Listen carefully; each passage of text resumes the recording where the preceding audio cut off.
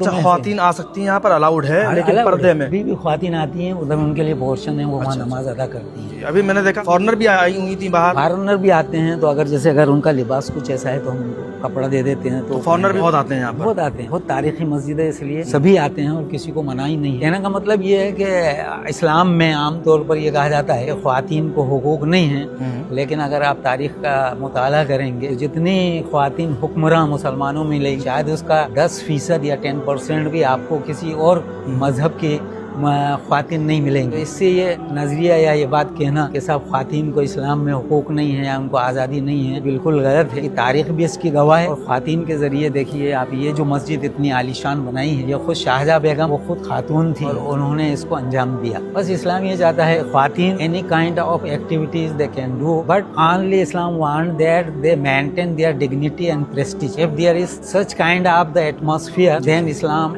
allow the women to do any kind of activities whether it is related to the politics or social science social work or the hukmrani as we say that they can be the rulers or the king or queens also. So there is no restriction for women. Only Islam want that. اسلام میں تو عورتوں کا ویسے ہی درجہ بہت بڑا دیا ہے. بہت بڑا دیا ہے. لوگ الگ پرسپشن بناتے ہیں الگ الگ. اصل میں غلط فہمی ہے جو پھیلائی گئی ہماری اس میں کوتاہی رہی کہ ہم نے اس کو دور کرنے کی کوشش نہیں کری.